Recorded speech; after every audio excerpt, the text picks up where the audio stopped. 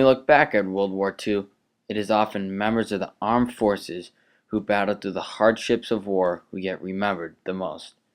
But it is the men who equally sacrificed their lives, not through the practice of war, but through the practice of God and the Catholic Church, who should be remembered as well. Joseph Frank Lavin, an American priest, went to China during World War II through missionary groups in order to establish a foundation of the Catholic Church and provide hope and help for many poor and innocent people who were enduring terrible treatment. Father Lavin sacrificed his time, health, and life for thousands of orphans and common men, and nearly lost his own life when he was put on trial against the new Chinese Red Communist.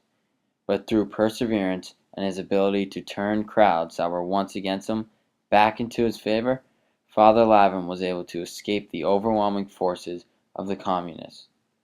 Joseph Lavin grew up in Framingham, Massachusetts, and graduated from Framingham High School.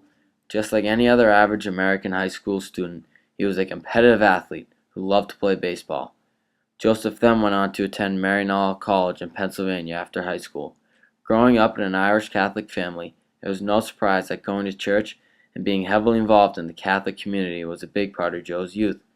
As Joseph's understanding and knowledge of his religion grew, so did his love and passion for God, and Joe soon found himself on his way to priesthood.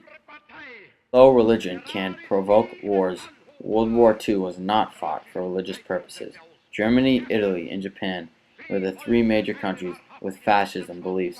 Adolf Hitler and the Nazi Party were the leading fascists and were taking over Europe, killing millions of innocent Jews while uniting a country into a hungry war machine.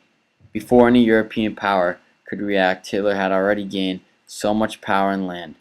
The only way to stop the Nazis could be through war. But in Eastern Asia, the Japanese army had begun to take over China. With Hideki Tojo as the emperor, the Japanese wanted to extend their empire. The mission in the mind of the Japanese soldiers was simple: kill the Chinese. The Japanese soldiers believed they were superior human beings who would be protected during war. The Japanese killed an estimated 200,000 Chinese civilians and raped 20,000 women. It was an awful and bloody time for the Chinese people, but things would take a turn for the different when Japan bombed Pearl Harbor on December 7, 1941. With America more actively involved in the war, the Japan, who once seemed untouchable, was now slowly crippling.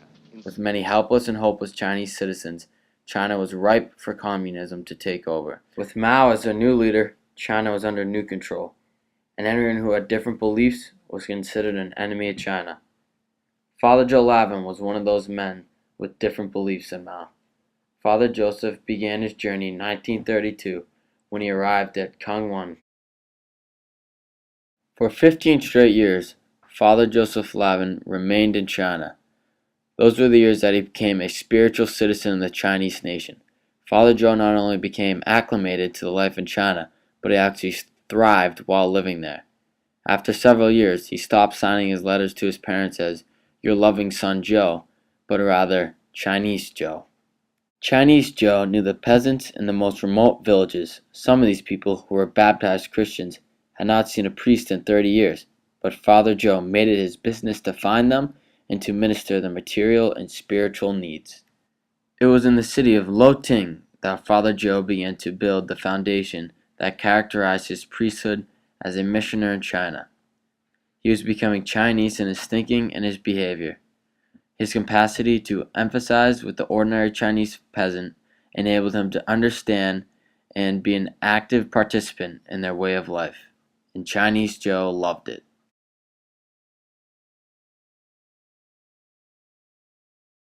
He ended up loving them people because he learned everything about them. He learned their whole culture. He could speak Chinese fluently, and he did everything there was. He just became part of them and never stopped. Even when he came back here, he spent most of his time with Chinese people. No mistake about it, it was no easy task living in China and taking care of the orphans. The orphans often were starving, blind, had smallpox, or lockjaw. Their ages ranged from newborns all the way up to teenagers. But the custom of discarding babies was no new practice. Only the baby girls were victims of wholesale slaughter. The Chinese never abandoned or threw away a baby boy because the pride of the Chinese family and the future of the clan depends on them. A Chinese father once told Joe Lavin, "When a boy is born, he is given a piece of gold to play with, but when a girl comes into the world, she is given a piece of clay." Served the mission. They had so many kids that they had to take care of, and they would get these babies. They'd be picking them up at night. There would be a lot of girls. They would just leave them at the missions and stuff, and they would be baptizing these babies, and they'd be dying. And that's what has turned out to be their mission, because he even started a mission club. They built another orphanage over there to serve, to take care of as many children as they could. Most of these children come in, they were sick, they were blind, there was everything wrong with them. They had smallpox. Some of the priests would die from that. Taking care of the orphanage was no easy task, nor was the harsh climate, the rugged terrain, and the difficult overall environmental conditions, which only made traveling that much harder. But it was Lavin's ability to endure such daunting tasks that deemed him his new nickname, the Iron Man of China. Yeah, a fellow from news reporter was in China reporting on the war, and he met up with my uncle, and he was taking him into the mountains. So my uncle took him into the mountains, and they must have went like 25, 30 miles that day. And I guess the guy couldn't, when they finished getting to the destination, the guy was almost a basket case. So they him and the other priest had to take care of him. They said the poor guy, was really just beat from the walk, and these two guys just could keep on going. And so that's when he came back to America, and he wrote the article about what was going on over there. That's when he called him the Iron Man. After 6 years in Loting, it was time to move on to Huiying, known as the toughest mission in China. It was a new challenge, with people starving, but also gamblers, robbers, and opium use. After Lavin's first year in Huiying, there was a total of 335 deaths.